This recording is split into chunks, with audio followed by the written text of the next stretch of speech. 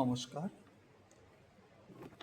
আজ আমি যে বিষয়ে আলোচনা করব, ব্যাসদেব ও নারদ সংলাপ, তা মহাভারতের নারদ ব্যাস সংলাপ অংশ থেকে এসেছে। বিশেষ করে শ্রীমদ্ ভাগবত মহাপুরাণ এর প্রথম স্কন্দ চতুর্থ অধ্যায়ে এই ঘটনা বর্ণিত আছে। এই অংশটি অত্যন্ত গভীর আধ্যাত্মিক শিক্ষা বহন করে। ঘটনার পটভূমিতে বলা যায়, ব্যাসদেব মহর্ষি মহাভারত, বেদ ও পুরাণ সমূহ রচনা করেছিলেন। তবু তিনি একদিন গভীর চিন্তায় ও বিষণ্ণতায় ডুবে গেলেন। মনে হলো, আমি এত শাস্ত্র, এত ইতিহাস, উপদেশ লিখেছি, তবু মন শান্ত হচ্ছে না কেন? কেন এমন হচ্ছে? এই অবস্থায় ঋষি নারদ তার সামনে উপস্থিত হলেন। নারদের উপদেশ।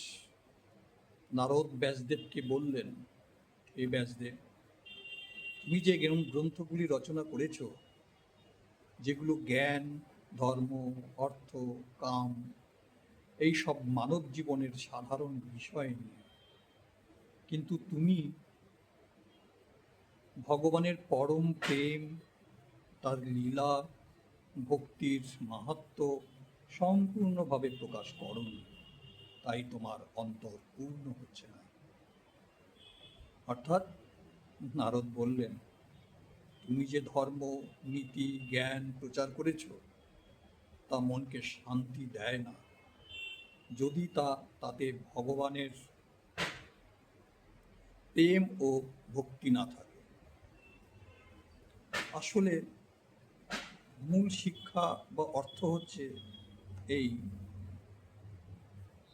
নাম্বার 1, জ্ঞান ও কর্ম যথেষ্ট নয়। অর্থাৎ কেবল জ্ঞান লাভ বা নীতির প্রচার মানুষকে পরিপূর্ণ শান্তি দেয় না।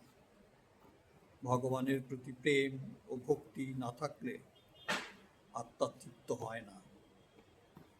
নাম্বার 2, শাস্ত্রের চূড়ান্ত উদ্দেশ্য ভগবৎ স্মরণ। অর্থাৎ সব বেদের, পুরাণের, মহাভারতের আসল উদ্দেশ্য মানুষ যেন ঈশ্বরকে স্মরণ করে, ভালোবাসে, তার মধ্যে আশ্রয় পায়। নাম্বার 3, অহংকারহীন ভক্তি দরকার। অর্থাৎ ব্যাসদেবের কর্ম মহৎ হলেও তাতে ঈশ্বর প্রেমের অনুপস্থিতি তাকে শান্তি দেয়নি।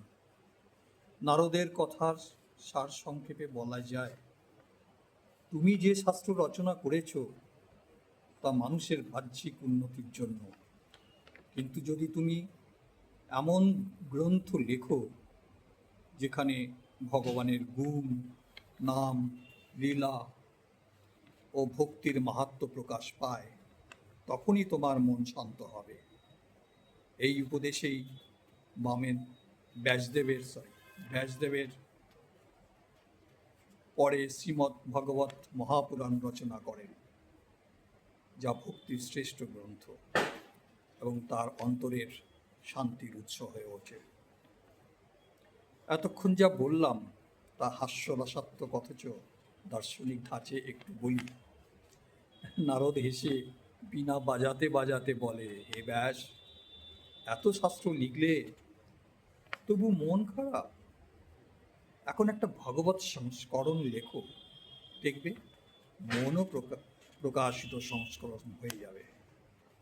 ব্যাসদেব মৃদু হেসে চোখে শান্তির চিহ্ন প্রকাশ করে বলে, তাহলে বুঝি জ্ঞানের ছাপাখানায় প্রেমের অক্ষর ছাপা হয়নি? নারদ চোখ টিপে বলে, ঠিক তাই। যতদিন লেখায় ভগবানের নাম না ঢোকে, ততদিন লেখকও এডিটিং থেকে মুক্তি পাবে না। এই বলে দুজনেই হাসতে শুরু করলো।